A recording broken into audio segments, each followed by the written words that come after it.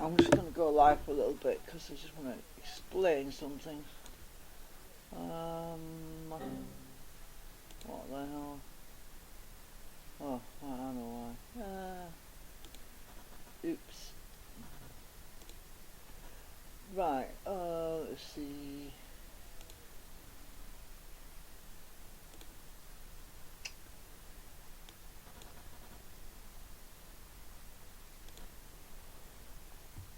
Okay, I'm just going to make this little video because I want to explain something about what I've been finding with my concentrics.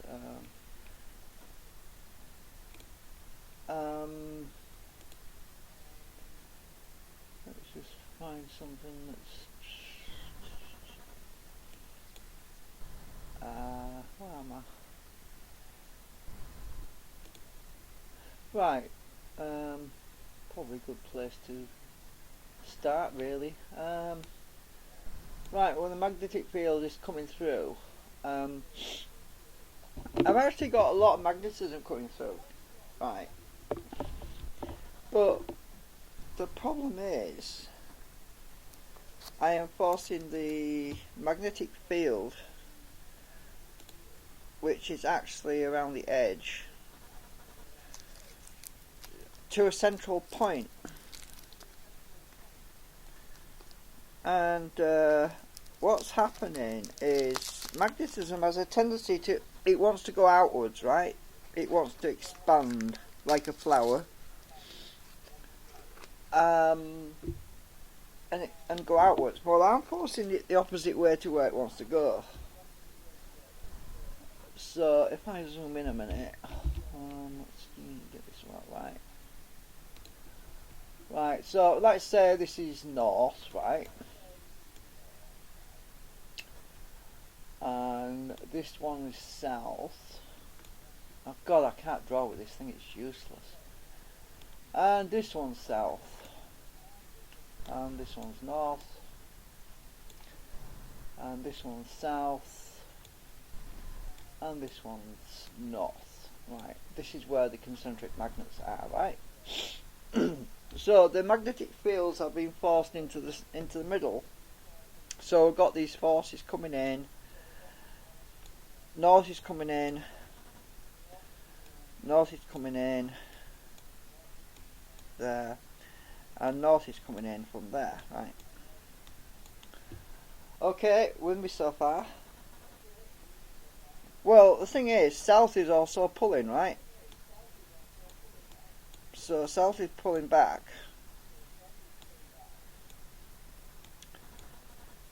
So a lot of our power is being redirected back down south. Some of it is going back down south. Well, literally down south. Well, I want to avoid that problem because I'm actually losing energy by doing it this way. So what I figured out of doing is my new design, which is using multi-cores. So basically, this is the bobbin core where the wire is, right? So we have the wire wound around the bobbin, right? The wire is wound around there. Let's get rid of that mess. Oh, it didn't go then. Oh, there we go. Right, we've got the wire wound around the bobbin,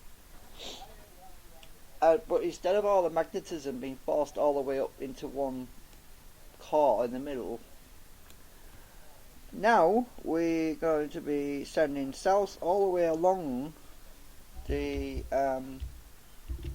full length of the core. So we're going to have magnetism coming all the way down. So that's south, and we've got south coming down this side. So we're going to be forcing these on individual paths, which is going to be a lot better because they're not fighting against each other. Because by the time they get to the other end anyway, the energy's already depleted to a point where it's not going to matter because the energy's already been absorbed by the coil anyway. So all those paths are going to be separate. But we're going to still have our centre core right down the middle anyway, which is covers the ball bearing. But we're going to have much more of the flux is going to be closer to the windings, and we're going to have a lot less losses because there's going to be gaps between the north couplings. Oh, I wish I could change colour with this thing. So we're going to have north going back and south coming forward, but because there's going to be a gap between them, we're not going to lose as much energy. So the coil itself is going to be doing some of the switching. I mean, it's going to be ignoring some of the polarizations. So this is what I'm going to get made anyway. This is the next phase, and I'm quite confident it's going to be a much bigger output, because after measuring those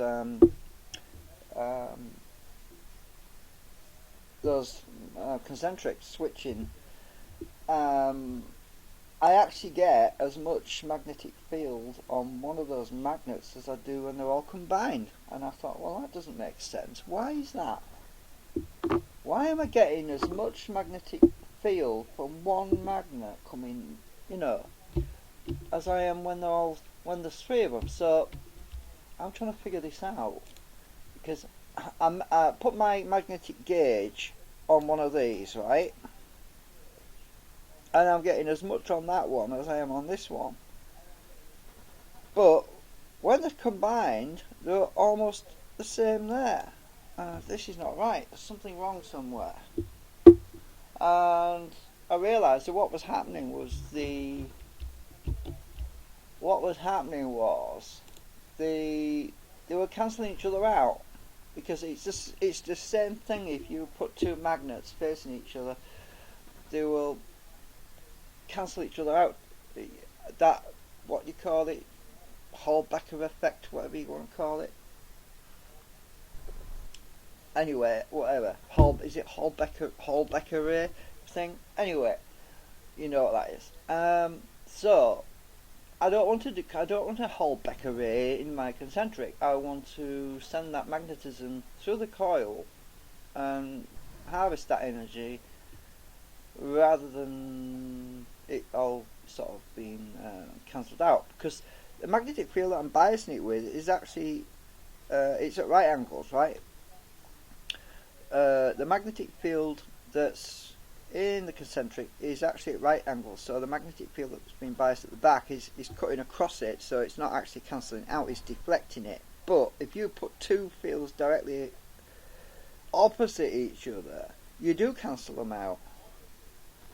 And the concentric assembly they are basically pointing directly towards each other, more or less. I mean,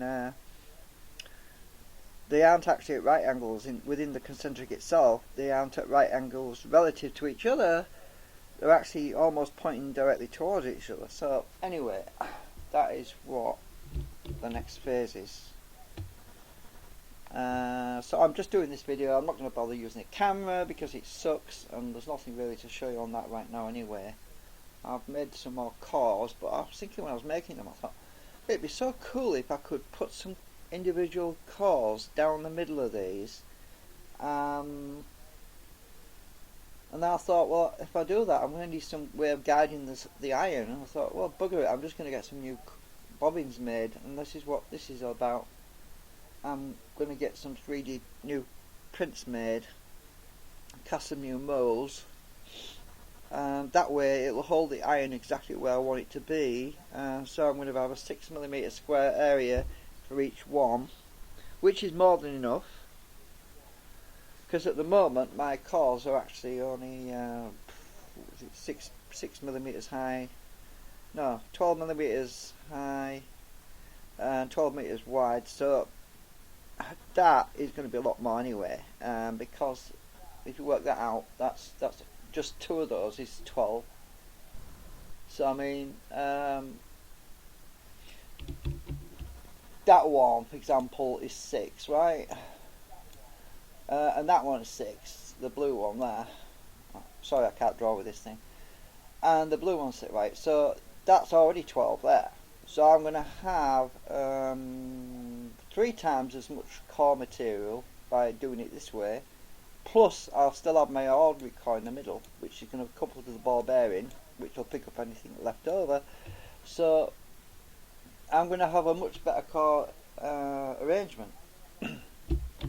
So anyway, just a little video update on what's going on right now, because I know people are interested, and I'll also let you know my rotors are working pretty well. I don't like the fact that they weigh a ton, like, well, almost 1.5 kilograms. They're very heavy, and I'm a little bit concerned about the balance, because I mean literally the physical balance wants some tuning doing to it, because they are a little bit stressing the bearings, but I think the bearings can handle it, but I'm not seeing a huge amount of stress on them, and previously I was getting about 800 RPM without any change to current.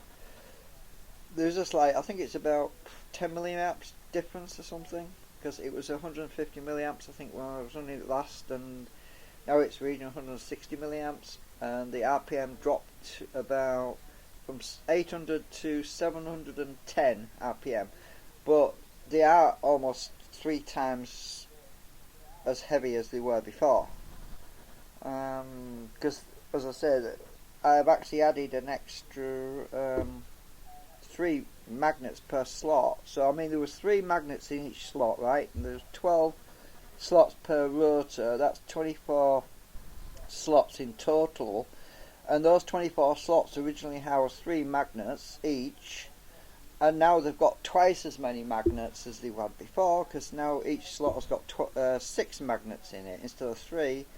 So the weight is double what it was previously. So I'm not complaining that I've lost, that I'm just using an extra 10 milliamps, even though I've lost about, I'd say about 90 RPM. That's not going to be a big issue, because I've got a lot more driving force now. But anyway, that's good. And I'm doing this on here because I can't be asked to do it on YouTube right now. But yeah, YouTube's been glitchy as hell anyway lately. But I might edit this down later and stick it on YouTube. But anyway, that's about all I can tell you right now. I'm happy about the new surfaces that ground down on my iron coupling. That's pretty good. I got them nice and flat.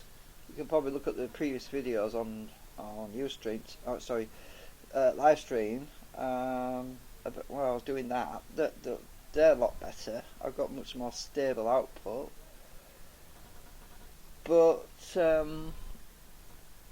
I'm just not happy about the actual cores themselves, as I say, because they're just not functioning the way they should be working. Because I'm getting a hell of a lot of flux coming through compared to what I was getting before. But for some reason, I'm pretty sure it's because the fields have just been cancelled out, and by doing it this configuration, this new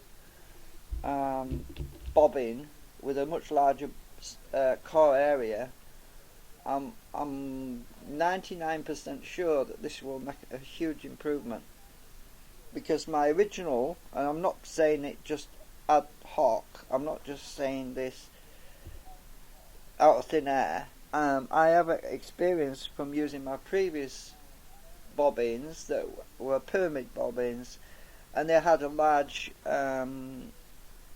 hole in the middle, much larger hole, and I was able to pack them with some iron, and that iron actually made a big improvement. I had a much stronger field, much more output than I am getting with these tiny little cores, because I'm literally using an 8mm hole at the moment on the current bobbins.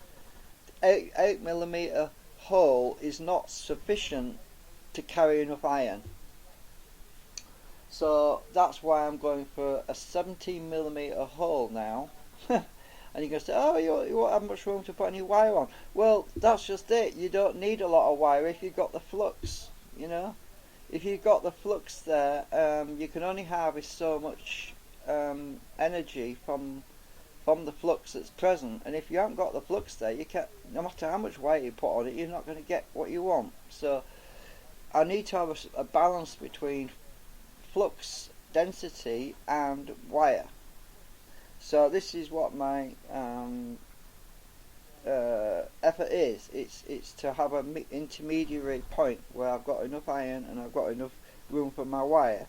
I can always extend the sizes of my bobbins if I want to do. I can always make them a bit wider and put more wire on if I need to do, but I don't think I'm going to need to do. So I'm sticking with the original 38mm diameter for now. So anyway, there we go. That's all I've got. Thanks for watching.